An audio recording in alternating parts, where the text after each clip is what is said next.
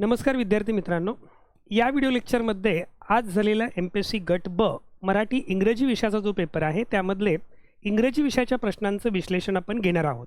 हे विश्लेषण MPSC गट क ची तयारी करणाऱ्या त्याचबरोबर डिपार्टमेंटल PSI परीक्षेची तयारी करणाऱ्या अशा सर्वच विद्यार्थ्यांना अतिशय उपयुक्त ठरणार आहे.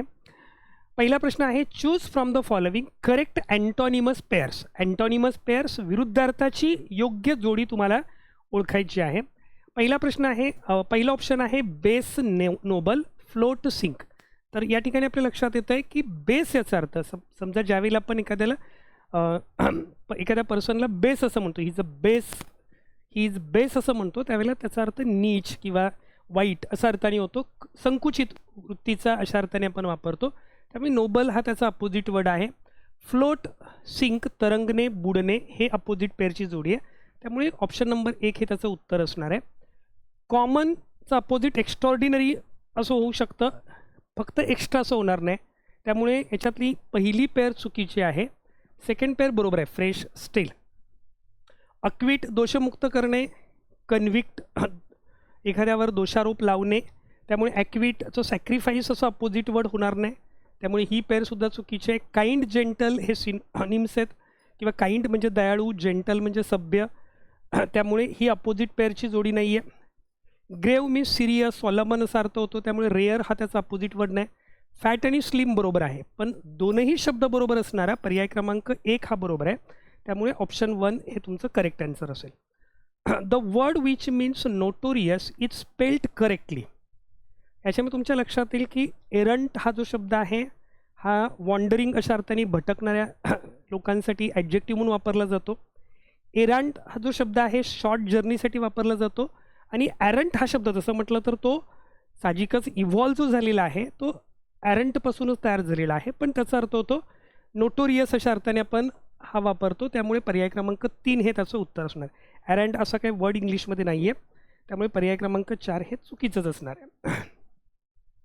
पुढचा प्रश्न आहे, how many subordinate clauses are present in the given sentence. तुम्हाला कॉम्प्लेक्स सेंटेन्स दिलेला आहे. आय फील हा मेन क्लॉज आहे. दॅट ही विल कम हा पहिला सबऑर्डिनेट क्लॉज आहे, that he will come here. आणि if he send him the money हा सेकंड क्लॉज आहे की जो सबऑर्डिनेट क्लॉज आहे. त्यामुळे ऑप्शन 4 हे तुमचं करेक्ट आन्सर असेल. चिल्ड्रन स्क्रीम इन हॉरर, मुलं भीतीने किंचाळली. आणि मग साहजिकच याच्यामध्ये आनंद डिलाईट असं असणार नाही, ॲट्रॉसिटी असं असणार आहे. उत्तर काय असेल, टेरॉर. टेरॉर म्हणजे भय किंवा भीती. त्यामुळे ऑप्शन नंबर 3 हे करेक्ट आन्सर असेल. All his efforts to win over his adversary have ended in smoke. Ended in smoke म्हणजे व्यर्थ ठरणे, फ्युटाईल, इन वेन अशा अर्थाने आपण वापरतो. आणि त्यामुळे ended in nothing option number 2 हे त्याचं उत्तर असेल. फ्रेज असल्यामुळे साहजिकच या ठिकाणी आपण समजू शकतो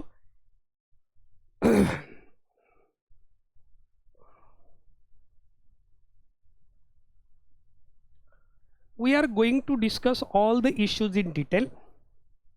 यामध्ये तुमच्या लक्षात येईल we are going to discuss.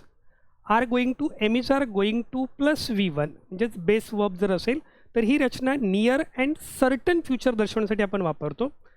प्रश्न विचारला आहे, the verb be going to underlined in the sentence above expresses. हे जे गोइंग टू हे जे क्रियापद आहे हे काय दर्शवतो विचारलं आहे.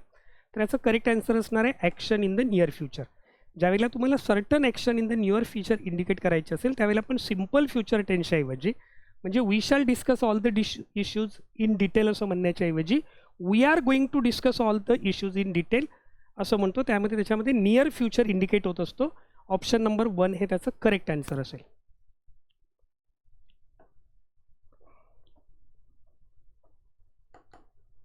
ही lives in Khurja in Bulandshahr असं म्हटलेलं आहे. यामध्ये तुमच्या लक्षात येईल की ज्यावेळेला एका शहरातला पोट भाग दिला असतो. प्रश्न आहे, identify the correct sentence or sentences. He lives in Khurja असं होणार नाही. यासारखं एक वाक्य अगोदर MPSCला विचारले, I live at Dadar in Mumbai.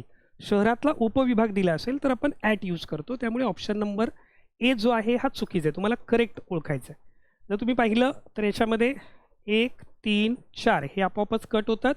Correct answer कोणतं असणार आहे, B and C. He has fallen into the river. बाहेरून आत असा अर्थ असेल तर आपण इन टू यूज करतो. Divide the property among all the brothers. 2पेक्षा जास्त असतील तर अमॉंग वापरतो. त्यामुळे बी आणि सी करेक्ट आहेत. त्यामुळे ऑप्शन नंबर 2 हे तुमचं करेक्ट आन्सर असेल. Your income before spending it recklessly. तर याच्यामध्ये तुम्हाला वाक्याचा अर्थ लक्षात घेतला तुम्हाला करेक्ट फ्रेझल वर्ब वापरायचे. तर याच्यामध्ये cast up your income before spending it recklessly असं होईल. कास्टअप मीन्स टू कॅल्क्युलेट, हिशोब ठेवणे अशा अर्थाने आपण कास्टअप हे फ्रेझल वर्ब वापरतो. त्यामुळे ऑप्शन नंबर 2 हे करेक्ट आन्सर असेल. The correct suffix has to form diminutives from the words book and week. तर याच्यामध्ये लक्षात ठेवा डिम्युनिटिव्ज याचा अर्थ काय होता. तर डिम्युनिटिव्ज याचा अर्थ the suffix which is use to make the word which shows small things. म्हणजे थोडक्यात आहे त्यापेक्षा छोटी गोष्ट दर्शवण्यासाठी म्हणजे बुक हे मोठं आहे, पुस्तकापेक्षा लहान बुकलेट असतं, तर त्याला काय म्हणतो आपण डिम्युनिटिव्ज असं म्हणतो. असं सफिक्स जे वापरलं जातं आहे ते सफिक्स काय तयार करते डिम्युनिटिव्ह तयार करते. त्यामुळे बुकला लेट लागतं हे जरी लक्षात आलं तरी तुमच्या लक्षात येईल की मोठं असतं ते बुक असतं, छोटं असतं ते बुकलेट असतं. त्यामुळे हे चारही पर्याय उत्तर असू शकणार नाहीत. बुकलेट आणि विकलिंग. विकलिंग याचा अर्थ अ वीक पर्सन, एखादी दुबळी व्यक्ती असेल तर तिला विकलिंग असं म्हटलं जातं. त्यामुळे बुकलेट आणि विकलिंग हे दोन शब्द जे आहेत हे डिम्युनिटिव्स तयार करतात. ऑप्शन नंबर 4 हे करेक्ट आन्सर असेल. Mary was the rightful successor to the English throne. Successor, Mary was the rightful successor असं ज्यावेळेला आपण म्हणतो त्यावेळेला वारस अशा अर्थाने तो शब्द वापरला जातो. त्यामुळे याच्यातलं इनहेरिटर असं म्हटलं तुम्हाला अँटॉनिम विचारलंय. Mary was the rightful successor to the English throne. Successor असं म्हटलं असल्यामुळे त्याचा अर्थ वारस असा होणार आहे. म्हणजे इनहेरिटर किंवा लिगल इयर असं म्हणतो आपण, HEIR हा शब्दाचा सिनॉनिम असणार आहे. अँटॉनिम याचा असेल प्रिडिसेसर, हे त्याचं अँटॉनिम ऑप्शन नंबर 2. एजिटेटर याचा अर्थ प्रक्षोभक भाषण करणारा, लोकांना उचकवणारा किंवा प्रक्षोभ निर्माण करणारा. सपोर्टर याचा अर्थ आधार देणारा. त्यामुळे असं प्रेडिसेसर हे त्याचं उत्तर असेल. द नाऊन, प्रोनाऊन और noun phrase which follows a dash verb is called its object. तर ऑब्जेक्ट कशाला म्हटलं जातं, तर यामध्ये तुमच्या लक्षात येईल की ट्रान्झिटिव्ह वर्ब नंतर येणारा जो नाऊन असेल किंवा प्रोनाऊन असेल किंवा नाऊन फ्रेज असेल तर त्याला आपण काय म्हणतो ऑब्जेक्ट असं म्हणतो. त्यामुळे ट्रान्झिटिव्ह वर्ब मीन्स सकर्मक क्रियापद, म्हणजे ज्या क्रियापदानंतर ऑब्जेक्ट येतं त्यालाच ट्रान्झिटिव्ह वर्ब म्हटलं जातं. त्यामुळे ट्रान्झिटिव्ह वर्ब नंतर जे येतं त्याला आपण ऑब्जेक्ट असं म्हणतो. Choose the correct sentence from the following alternatives. इथे थोडंसं कन्फ्युजन विद्यार्थ्यांचं झालं असेल. The Ceylon is to the south of India. Ceylon is to the south of India. Ceylon is to south of India. The Ceylon is to south of India. तर याच्यामध्ये पहिला सगळ्यात महत्त्वाचा नियम आहे तो म्हणजे आपण बेटांच्या समुदायाच्या नावापूर्वी द वापरतो. सिलोन हे श्रीलंकेचं जुनं नाव आहे. Ceylon is the old name of Sri Lanka. आणि श्रीलंका हे एकाच बेटाचं नाव असल्यामुळे त्याच्या अगोदर आपण आर्टिकल यूज करत नाही. त्यामुळे फर्स्ट ऑप्शन हा इनकरेक्ट असेल. सेकंड ऑप्शन बरोबर आहे. Ceylon is to the south of India. Is to the south of India. Directions असतील तर आपण त्या ठिकाणी द हे आर्टिकल वापरतो. ऑप्शन नंबर 2 हे करेक्ट असेल. 3 मध्ये चुकीचं आहे कारण द वापरलेलं नाही. 4 सुद्धा चुकीचं आहे कारण हे एक द चुकीचा वापरलं आहे, एक द बरोबर एक द वापरलेला आहे तो चुकीचा आहे आणि एक द वापरलेला आहे. त्यामुळे ऑप्शन नंबर 2 हे करेक्ट आन्सर असेल.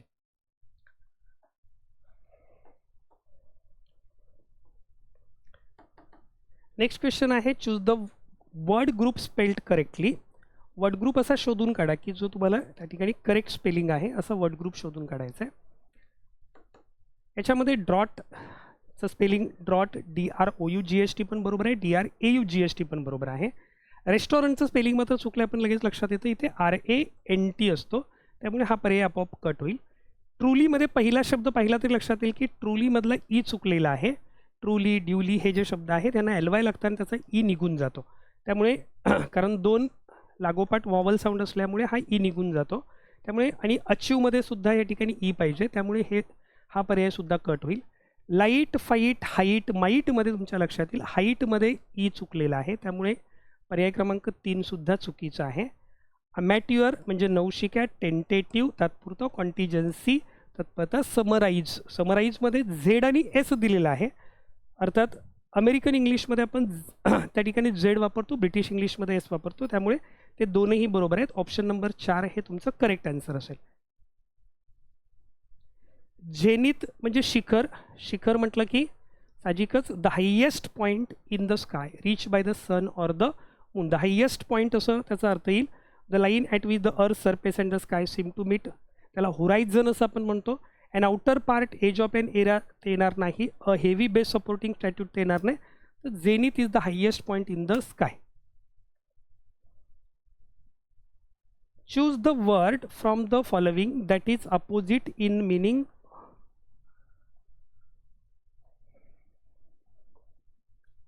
Of the word lively. Lively या शब्दाचा, लाईव्हली म्हणजे जिवंत, उत्साही अशा अर्थाने आपण वापरतो. त्यामुळे त्याचा अपोजिट वर्ड काय असणार आहे? डल हे त्याचा अपोजिट वर्ड असेल. Select the correctly punctuated sentences from the following alternatives. How many R's are there in referred. Referred या शब्दामध्ये किती आर आहेत असा प्रश्न विचारलेला आहे. पहिल्या याच्यामध्ये चुकलेलं आहे, कारण जे रिपोर्टेड स्पीचमधलं वाक्य आहे हे डबल इन्व्हर्टेड कॉमामध्ये असलं पाहिजे. Reported speech, non reported speech part जो आहे हा कॉमानी वेगळा असायला पाहिजे. त्यामुळे हे पटकन लक्षात येतं की हे चुकीचं आहे. सेकंड सेंटेन्समध्ये how many R's are there, ह्यामध्ये लक्षात ठेवा की ज्यावेळेला कोणत्याही लेटरचं किंवा म्हणजे अल्फाबेटचं किंवा नंबरचं ज्यावेळेला आपण प्लुरल करतो त्यावेळेला ॲपॉस्ट्रॉफी यस वापरतो. त्यामुळे हे अगदी बरोबर आहे. How many R's are there in referred. रिफर्डवर भर द्यायचं आहे त्यामुळे ते सिंगल इन्व्हर्टेड कॉमामध्ये असलं पाहिजे. सेंटेन्स संपलं म्हणून क्वेश्चन मार्क पाहिजे आणि पूर्ण डिपोर्टेड पार्ट संपला म्हणून इथे या ठिकाणी डबल इन्व्हर्टेड कॉमा कंप्लीट होईल आणि आय आस्क्ड असं उत्तर येईल. त्यामुळे ऑप्शन नंबर 2 हे करेक्ट असणार आहे. ऑप्शन नंबर 3 मध्ये इथे डबल इन्व्हर्टेड कॉमा कंप्लीट नाही, या ठिकाणी कॉमा दिलेला नाही, इकडे डबल इन्व्हर्टेड कॉमाच दिलेला नाही. त्यामुळे ऑप्शन नंबर 2 हे करेक्ट आन्सर असेल. When will you bring it असा क्वेश्चन आहे. Identify the correct passive voice of the above sentence. दिलेल्या वाक्याचं योग्य पॅसिव्ह वॉइस तुम्हाला ओळखायचं आहे. मग साहजिकच या ठिकाणी Wien will you bring it असं आपण म्हणतोय, तर त्या ठिकाणी तुमच्या लक्षात येईल की WH क्वेश्चन असेल तर पहिल्यांदा हा WH वर्ड नाही असं कन्सिडर करा आणि उरलेलं सेंटेन्स ॲसर्टिव्ह सेंटेन्स करा. हे काय होणार आहे? You will bring it. ह्याच्यामधला ऑब्जेक्ट कोणतं असणार आहे? इट असणार आहे. इट हा ऑब्जेक्ट आपण साहजिकच ऑब्जेक्ट अगोदर येतो आणि त्याच्यामुळे जर ॲसर्टिव्ह सेंटेन्स असेल तर याचं इनडायरेक्ट स्पीच आपण असं करणार, it will be brought, it will be brought by you असं आपण त्याचं पॅसिव्ह वॉइस करू. आता फक्त हे इंट्रॉगेटिव्ह सेंटेन्स असल्यामुळे वाक्याची सुरुवात वेनने होणार आहे आणि हे जे हेल्पिंग वर्ब आहे हे सब्जेक्टच्या ऑब्जेक्टच्या अगोदर येणार आहे. त्यामुळे वेन विल इट अशी रचना पाहिजे. त्यामुळे when will you, when it will, whether will it हे मात्र चुकीचं असणार आहे. त्यामुळे करेक्ट सेंटेन्स असेल when will it be brought by you. आणि इथे अगदी बेसिक जर आपल्याला माहिती असेल की जर WH क्वेश्चन आहे तर WH वर्ड नंतर लगेच हेल्पिंग वर्ब असला पाहिजे, त्याच्यानंतर ऑब्जेक्ट असला पाहिजे, त्याच्यानंतर B+V3 असलं पाहिजे, शेवटी क्वेश्चन मार्क असला पाहिजे. त्याच्याप्रमाणे ऑप्शन नंबर 3 हे करेक्ट आन्सर असेल.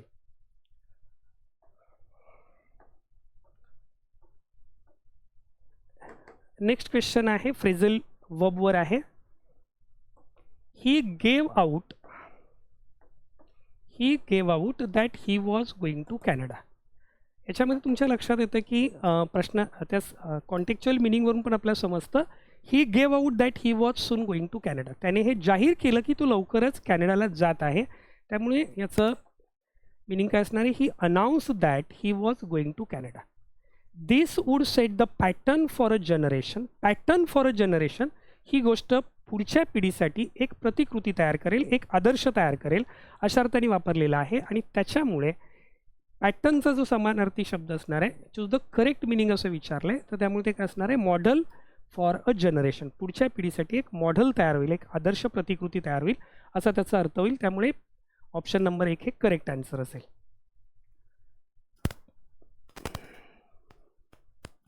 नेक्स्ट क्वेश्चन आहे wise enemy is better than foolish friend.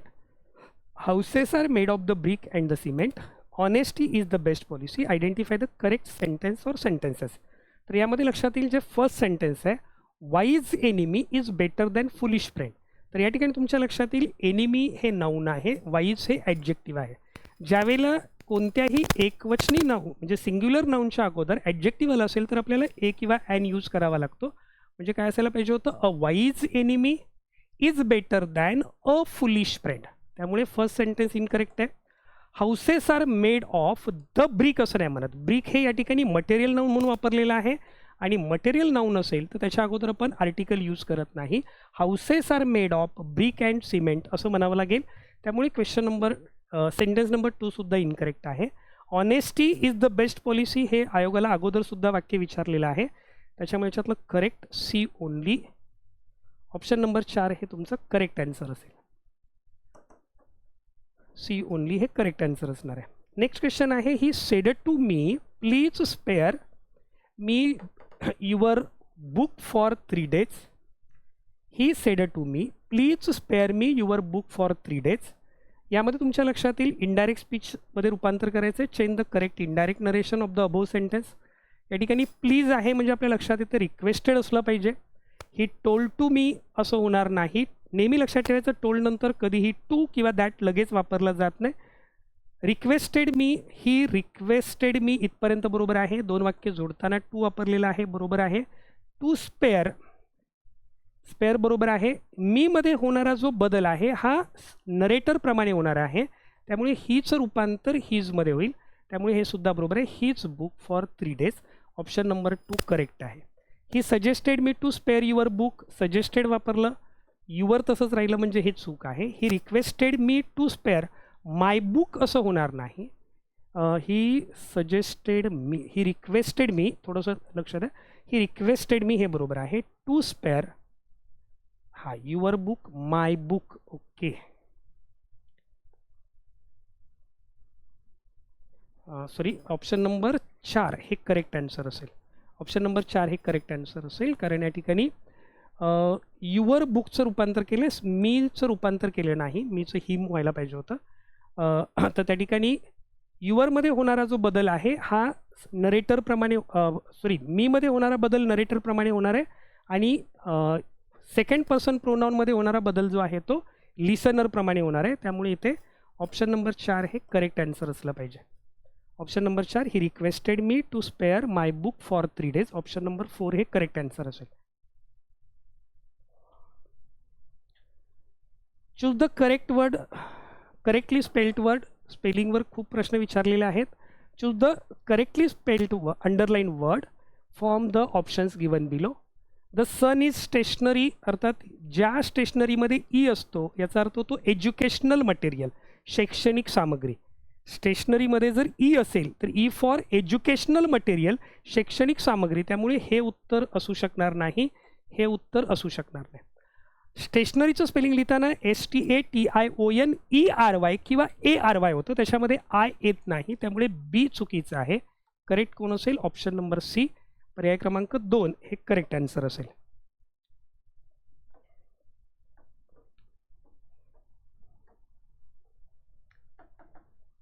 Next question आहे identify from the following the affirmative sentence with the correct word or sequence.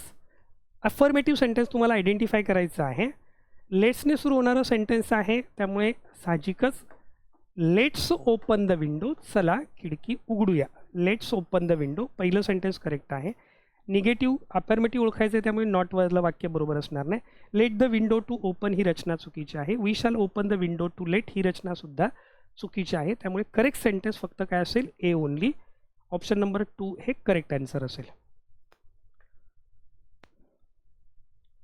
पुढचा प्रश्न आहे choose from the following correct words which semantically match the words असं म्हटलेलं आहे. त्याच्यामध्ये पहिला आहे नॉर्म्स. नॉर्म म्हटलं की स्टँडर्ड्स, मानके अशा अर्थाने आपण हा शब्द वापरतो. त्यामुळे स्टँडर्ड हा समानार्थी शब्द आहे त्याच्यात त्याचा. क्वेक याचा अर्थ शेक, ट्रिम्बल. क्वेक याचा अर्थ होतो शेक किंवा ट्रिम्बल म्हणजे थोडक्यात थरथरणे. त्यामुळे सेकंड मिनिंगसुद्धा बरोबर आहे. आणि रिलेट याचा अर्थ संबंध जोडणे, त्याचबरोबर to narrate a story, to tell a story अशा अर्थाने वापरतो. त्यामुळे टेल हे सुद्धा मिनिंग बरोबर आहे. ऑप्शन नंबर 1 हे त्याचं करेक्ट आन्सर असेल.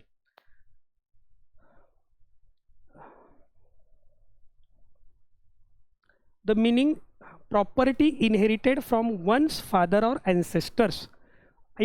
वडिलोपार्जित जी मालमत्ता आहे, वडिलोपार्जित जी संपत्ती आहे तिला आपण काय म्हणतो, पॅट्रिमोनी. पॅट्री हे रूटच पॅटर्नल अशा अर्थाने आपण वापरतो, त्यामुळे पॅट्रिमोनी येईल. ॲलिमोनी म्हणजे पोटगी. हेरिडेटरी अनुवंशिक. मॅट्रिमोनी अर्थात मॅट्रिमोनी रिलेटेड टू मॅरेज अशा अर्थाने आपण वापरतो, त्यामुळे पॅट्रिमोनी जे आहे ऑप्शन नंबर 3 हे करेक्ट आन्सर असेल. He doesn't have college education steel he makes more money than most graduates. जरी त्याने कॉलेज एज्युकेशन घेतलं नसलं तरी ग्रॅज्युएट्सपेक्षा तो जास्त पैसे कमावतो. आपलं एक जनरल कन्सेप्शन असं असतं की बाबानो ज्याने शिकला आहे तो खूप पैसे कमावतो, पण हे विरोधाभास आहे, त्यामुळे याला काय म्हटलं जाईल, बट स्टील एट ओनली यासारखे जे कंजंक्शन्स आहे ते काय दर्शवतात, कॉन्ट्रास्ट दर्शवतात. What is the meaning of to blow one's own trumpet. बऱ्याच परीक्षणाच्या अगोदर ही इडियम विचारलेली आहे. स्वतःचीच तुतारी वाजवणं म्हणजे स्वतःचं कौतुक करणं. To praise oneself. एवढं लक्षात ठेवायचं. ट्रम्पेट, म्युझिशियन वगैरे असले शब्द इडियम आहे म्हटल्यावर ॲक्च्युअल लिटरल मिनिंग त्याच्यामध्ये एक्सपेक्ट नाही, त्यामुळे याचं उत्तर काय असणार आहे, to praise oneself. None of us knew the way. खूप वेळा हा प्रश्न आयोगाला विचारलेला आहे क्वेश्चन टॅगचा, खूप वेळा. ज्याच्या अगोदरच्या सुद्धा तुम्ही माझं विश्लेषण पाहिलं असेल तर मी बऱ्याचदा सांगितलेलं आहे. None of us knew the way यामध्ये क्वेश्चन टॅग करत असताना न्यू हा पास्ट टेन्स आहे, त्यामुळे डीड येणारच आहे. म्हणजेच सरळ साधी अगदी बेसिक आहे. वाक्य होकारार्थी असेल तर क्वेश्चन टॅग नकारार्थी असतो, वाक्य नकारार्थी असेल तर क्वेश्चन टॅग होकारार्थी असतो. त्यामुळे हे डिडंट, डीड नन असं उत्तर असणारच नाही. क्वेश्चन टॅग काय असेल, डीड वी असेल. न्यू बद्दल डीड येतो, नन ऑफ अस असल्यामुळे वी वापरलं जातं. क्वेश्चन टॅग डीड वी असावे.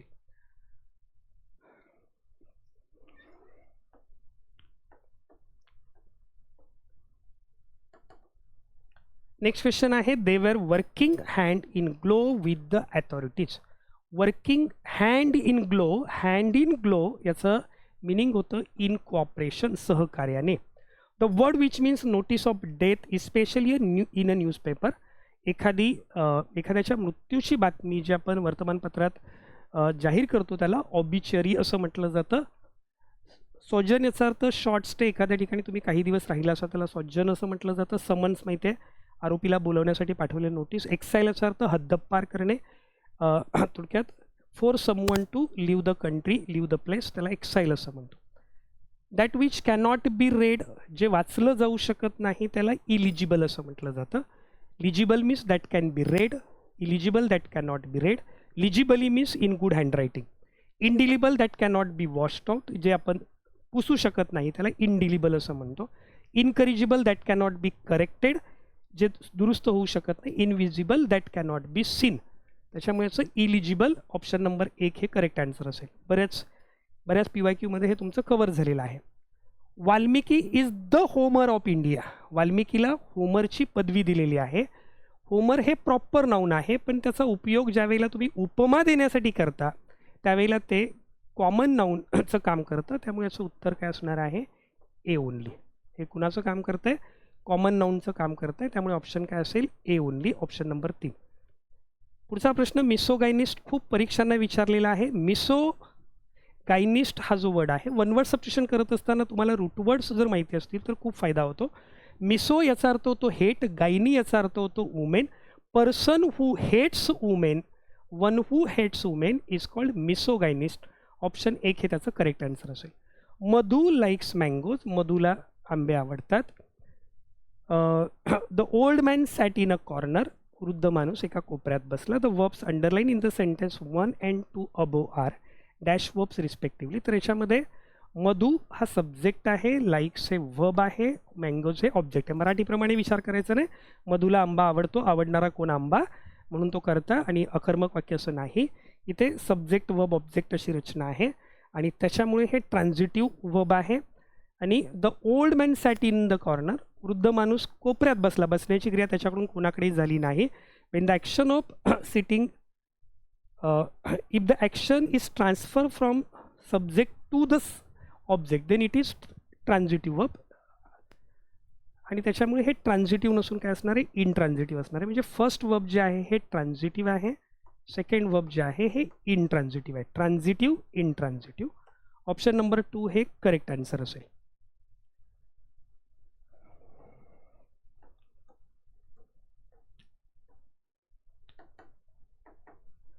Bad habits should be destroy in the beginning. वाईट सवयी अगदी सुरुवातीलाच आपण नष्ट केल्या पाहिजेत. Select the correct phrase for the underline. तर साहजिकच याचं काय असणार आहे, निप इन द बड. निप इन द बड अगदी कळी असतानाच ते फुल खोडलं पाहिजे अशा अर्थाने, म्हणजे मुळातच ते नष्ट केलं पाहिजे. ऑप्शन नंबर 1 हे करेक्ट आन्सर असेल. नेक्स्ट क्वेश्चन आहे रिनाऊन. रिनाऊन म्हणजेच फेम, प्रसिद्ध. श्रूड याचा अर्थ धूर्त, कनिंग. ट्रान्झियंट असं ज्यावेळेला आपण म्हणतो त्यावेळेला थोडक्यात, ब्रीफ अशा अर्थाने वापरतो. स्टन म्हणजे हार्श. त्यामुळे एला 4 आहे, बीला 1 आहे. एला 4, बीला 1. Option number 3. परत सीला तुमच्या लक्षात येईल 3 आहे, डीला 2 आहे. ऑप्शन नंबर 3 हे करेक्ट आन्सर असेल. Choose the grammatically correct sentence from the alternatives given below. योग्य वाक्य ओळखायचं आहे. My sister is cooking dinner every morning. Every morning म्हटलं की ही प्रेझेंट हॅबिट दर्शवते. हॅबिच्युअल प्रेझेंट टेन्स आहे, रीतिवर्तमान काळ या ठिकाणी असला पाहिजे. त्यामुळे is cooking, was cooking, have cooking चुकीचं आहे. एव्हरी मॉर्निंग असल्यामुळे वाक्यात सिम्पल प्रेझेंट टेन्स असला पाहिजे. My sister cooks dinner every morning. Option number 4 हे करेक्ट आन्सर असेल. परपिच्युअल याचा अर्थ परमनंट. परपिच्युअल म्हणजे कायम. यामध्ये प्रश्न विचारला, select the word similar in the meaning of the following word from the given alternative. परपिच्युअलचं सिनॉनिम तुम्हाला शोधायचं आहे, तर ते काय असणार आहे, परमनंट. ऑप्शन नंबर 4 हे करेक्ट आन्सर असेल. नेक्स्ट क्वेश्चन आहे, she handed me a bunch of flowers. या ठिकाणी अलीकडच्या प्रश्नपत्रिकामध्ये पाहिलं तर तुम्हाला डाय ट्रान्झिटिव्ह वर्ब असणारी सेंटेन्सेस एक्झामला जास्त विचारली जातात. त्याप्रमाणे या ठिकाणी विचारलं आहे, he handed me a bunch of flowers.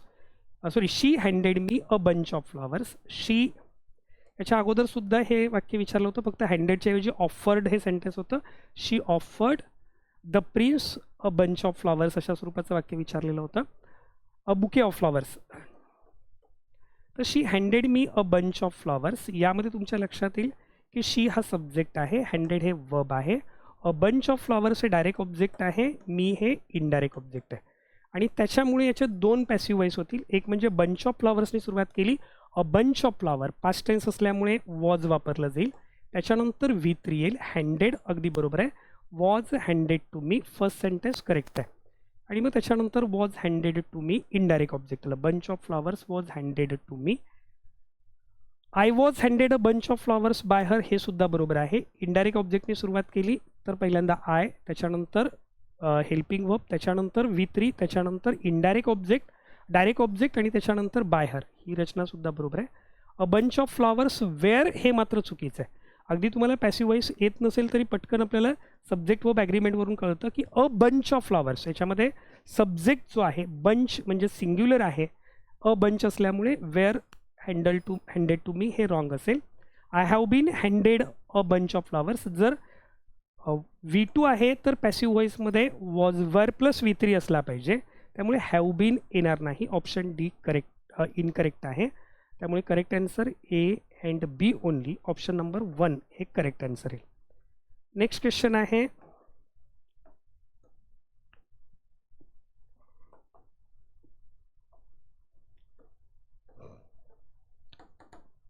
She said to me shall I return these notes by Monday.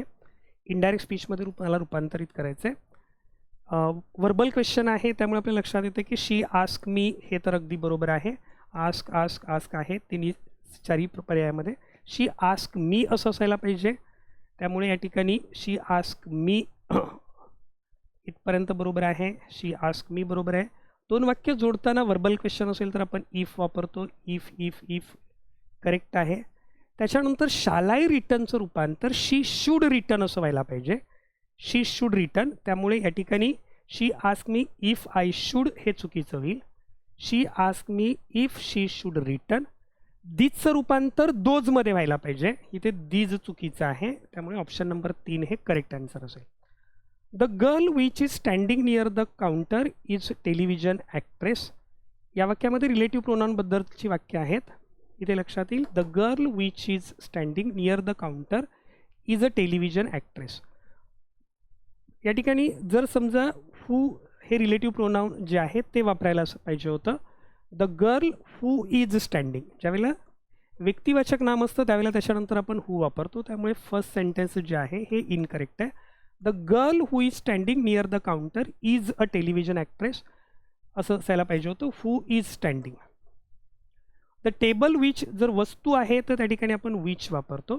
The table which we bought yesterday is made of teakwood. आणि त्या ठिकाणी अबस्ट्रॅक्ट मटेरियल नाऊन असल्यामुळे आर्टिकलसुद्धा वापरलेलं नाही, त्यामुळे हे sentence बरोबर आहे. The gentleman who came in the morning अगदी बरोबर आहे. Has left a note for you हे सुद्धा बरोबर आहे. त्यामुळे बी आणि सी करेक्ट असेल. ए मात्र इनकरेक्ट आहे. बी आणि सी करेक्ट असेल. He is more a philosopher than a poet असं एक सेंटेन्स आहे. Waste not want not. We desire to reap therefore we sow. Identify the complex sentence असं म्हटलेलं आहे. कॉम्प्लेक्स सेंटेन्स कशाला म्हणतो? The sentence that is used that is joint by using subordinating conjunction. जी वाक्य subordinating conjunction वापरून जोडली जातात त्यांना आपण कॉम्प्लेक्स सेंटेन्स असं म्हणतो. याच्यामध्ये पहिलं वाक्य जे आहे ही is more a philosopher than a poet. Than हे जे आहे हे सबऑर्डिनेटिंग कंजंक्शन आहे आणि त्याच्यामधलं ही is more a philosopher than a poet. Than he is a poet याच्यातला ही इजचा जो पार्ट आहे हा इम्प्लाइड पार्ट आहे, त्याच्यामुळे ए हे उत्तर असू शकतं. Waste not want not. Waste not इथे कोणतंही कंजंक्शन वापरलेलं नाही, त्यामुळे ते कॉम्प्लेक्स सेंटेन्स येणार नाही. We desire to reap therefore we so. Therefore हे कॉर्डिनेटिंग कंजंक्शन आहे, त्यामुळे ते सुद्धा उत्तर असणार नाही. त्यामुळे याचं उत्तर जे आहे हे ए ओनली ऑप्शन नंबर 1 हे करेक्ट आन्सर असेल. If I had money I might go in for a new car. यामध्ये इफच्या वाक्यामध्ये जे सेंटेन्स आहे त्याच्या 4 कंडिशन आपण पाहतो. प्रोबॅबल कंडिशन, इम्प्रोबॅबल कंडिशन, पहिली 0 कंडिशन, प्रोबॅबल, इम्प्रोबॅबल आणि इम्पॉसिबल. जर इफच्या वाक्यामध्ये पास्ट टेन्स असेल आणि मेन क्लॉजमध्ये वूड, कुड, माईट असेल तर ती इम्प्रोबॅबल कंडिशन असते. जर माझ्याकडे पैसे असते तर मी नवीन कार घेतली असती. आत्ता मात्र it is not probable, improbable condition येईल ती, त्यामुळे इम्प्रोबॅबल हे असं असलं पाहिजे. हां, जर हॅड प्लस V3 आणि वूड हॅव प्लस V3 असं जर स्ट्रक्चर असेल तर ती इम्पॉसिबल असते, त्यामुळे ऑप्शन नंबर 3 हे करेक्ट आन्सर असणार आहे. Use of seat belts in cars is now obligatory. तुम्हाला ॲडजेक्टिव्ह वापरावा लागेल. लिंकिंग वर्ब आहे, इज हे लिंकिंग वर्ब आहे, त्याच्यानंतर येणारा वर्ड जो आहे तो ॲडजेक्टिव्ह असला पाहिजे. ऑब्लिगेटिव्ह असा शब्द नाही. ऑब्लिगेशन हे नाऊन आहे, ऑब्लिगेटिंग असं होणार नाही. ॲडजेक्टिव्ह फॉर्म काय होतो? ऑब्लिगेटरी, बंधनकारक. ऑप्शन नंबर 3 हे करेक्ट आन्सर असेल. Identify the following sentence punctuated correctly. हे जुन्या सिलेबसमधलं 10वीच्या पुस्तकातलं वाक्य आहे. The prince ask why are you sorrowful. तर why are you so sorrowful हे जे सेंटेन्स आहे हे रिपोर्टेड पार्ट आहे. ही द प्रिन्स आस्क हा नॉन रिपोर्टेड पार्ट आहे, त्यामुळे पहिली गोष्ट क्वेश्चन विचारलेला आहे, त्यामुळे ते एक्सक्लेमेशन मार्क आहे. पहिला ऑप्शन चूक आहे. Second option the prince ask बरोबर आहे. नॉन रिपोर्टेड पार्ट कॉमाने वेगळा केलेला आहे. रिपोर्टेड पार्ट डबल इन्व्हर्टेड कॉमामध्ये आहे, शेवटी क्वेश्चन मार्क आहे, म्हणजे सेकंड ऑप्शन करेक्ट आहे. द प्रिन्स आस्क तिसरी रचना चुकीची आहे. चौथ्यामध्ये फर्स्ट वर्ड जो आहे त्याचं फर्स्ट लेटर कॅपिटल असलं पाहिजे, ते इनकरेक्ट आहे. शेवटी क्वेश्चन मार्क नाही, इनकरेक्ट आहे. ऑप्शन नंबर 2 हे करेक्ट आन्सर असेल. पुढचे क्वेश्चन्स जे आहेत हे पॅसेजवर विचारलेले आहेत. आता याची उत्तरं तुम्ही पॅसेज कसा इंटरप्रिट करता त्याच्यावर आपल्याला सांगता येतील. मी फक्त त्याचे ॲन्सर्स सांगतो माझ्या मते काय असली पाहिजेत, कारण मी खूप घाईत पॅसेज वाचलेला आहे, त्यामुळे ह्याचे फक्त ॲन्सर मी इंटरप्रिटेशनवरून सांगतो. यामध्ये तुमच्या जो पॅसेज आहे जर तुम्ही पाहिलंत तर हा जो पॅसेज आहे हा इंडियन प्रोग्रेसबद्दल आहे.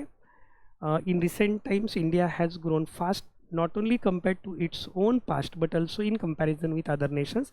भारताची प्रगती वेगाने होत आहे, अगदी भूतकाळाशी तुलना करता नव्हे तर इतर राष्ट्रांशी तुलना करता.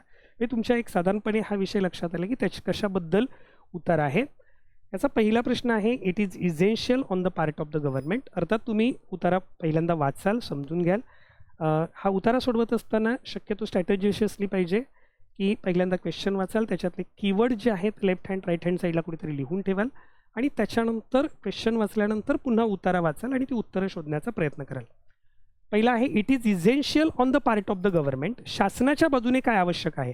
To always remember its performance, to devise mechanism or mechanisms, अशा यंत्रणा वापरणं, to redistribute gains to those left out of market process.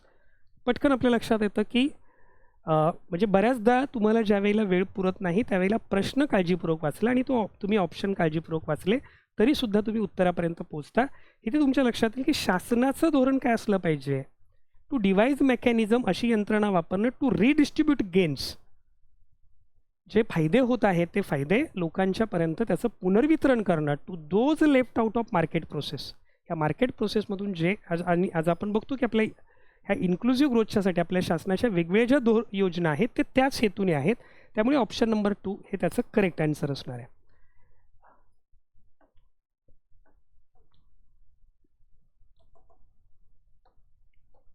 Next question आहे, the idea of inclusive growth is significant. सर्वसमावेशक विकासाची संकल्पना अतिशय महत्त्वाची आहे कारण it helps the gains of growth primarily on small segment of the country. लगेच आपल्या लक्षात की त्याच्यात निगेटिव्ह सेन्स आहे, हे उत्तर असू शकत नाही. It helps the gains of growth, वाढीचा जो फायदा आहे तो एका विशिष्ट गटालाच मिळतो, तर ह्याला इन्क्लुझिव्ह ग्रोथ असं म्हटलं जाणार नाही. अगदी उतारा नाही वाचला तरी तुम्ही उत्तर देऊ शकता. It help the governments various economic policies and decisions.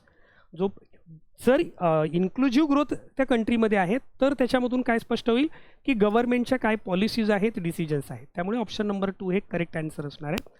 In the light of the argument in the passage, the true statement is or statements are. First statement आहे, the idea of inclusive growth takes note of the growth in the income of the poorest sections of the population. Inclusive growth मध्ये गरीबातल्या गरीब घटकांच्या वृद्धीचा सुद्धा उत्पन्नातल्या वाढीचा सुद्धा विचार केला जातो.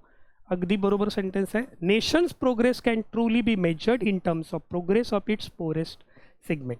खऱ्या अर्थाने राष्ट्राची प्रगती ही अगदी गरीब घटकाच्या प्रगतीवरून मोजली पाहिजे, आपल्या सर्वांना ते वाटतं. त्यामुळे हे सेंटेन्ससुद्धा बरोबर आहे. The faster development of Indian economy is feasible. भारताचं अधिक वेगाने विकास अजूनसुद्धा शक्य आहे, बरोबर आहे. The progress of the poorest segment of the population can be measured in terms of growth in per capita income. अर्थात हे पॅसेजमधले सेंटेन्सेस आहेत, त्यामुळे सर्वच्या सर्व सेंटेन्सेस बरोबर आहेत. ऑप्शन नंबर 2 हे त्याचं करेक्ट आन्सर असेल. नेक्स्ट क्वेश्चन आहे, the latter is cause for celebration but not the former. तर याच्यामध्ये तुमच्या लक्षात येईल की उतार्यावरून याचं उत्तर जे आहे हे ऑप्शन नंबर 4 असणार आहे. The benefits of growth are share widely by the population and not given to a small segment only. But not the former means not given. Former means अगोदरच्या घटकाशी त्या पॅसेजमध्ये जे वर्णन केलेलं आहे त्याच्यावर लक्षात येतं की केवळ the benefits of growth are shared widely by the population, सर्वांना याचे बेनिफिट्स आपण शेअर केले पाहिजेत. Not given to a small segment only, एका विशिष्ट वर्गाला, छोट्या वर्गाला, म्हणजेच अगदी एका विशिष्ट वर्गाला ते दिले नाही पाहिजेत असा त्याचा अर्थ होतो. ऑप्शन नंबर 4 हे तुमचं करेक्ट आन्सर असेल. लास्ट क्वेश्चन आहे, the underlying argument in the passage is a plea for. या उतार्यामध्ये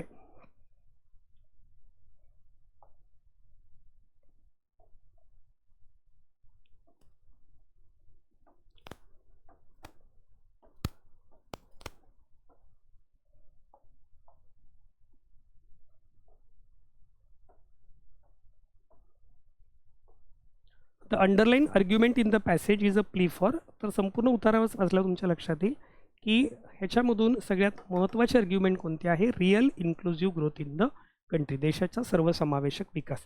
तर अशा पद्धतीने अर्थात पॅसेजवरचे जे क्वेश्चन्स आहेत मी थोडासा घाईत उतारा वाचलेला आहे, रिडिंग इंटरप्रिटेशनवरून मी ते सांगितलेले आहेत. याच्यामध्ये थोडाफार बदल झाला किंवा सर्वच प्रश्नांची उत्तरं मी पूर्णतः अचूक देण्याचा प्रयत्न केलेला आहे. तुम्हाला त्याच्यामध्ये काही इम्प्रूव्हमेंट वाटली तर नक्की कमेंट करा. हे विश्लेषण कसं वाटलं हे नक्की कमेंटमध्ये सांगा. व्हिडिओ आवडला असेल तर लाईक करा. आपल्या जास्तीत जास्त विद्यार्थी मित्रांच्यापर्यंत हा व्हिडिओ पोहोचवण्याचा प्रयत्न करा आणि चॅनलवर नवीन असाल तर चॅनलला सबस्क्राईब करा. MPSC गट ब मुख्य परीक्षेची परीक्षा दिलेल्या माझ्या सर्व विद्यार्थी मित्रांना ओमकार अकॅडमीच्या वतीने खूप खूप शुभेच्छा आणि पुढील परीक्षा देणाऱ्या सर्व विद्यार्थी मित्रांना सुद्धा परीक्षेच्या तयारीसाठी खूप खूप शुभेच्छा. धन्यवाद.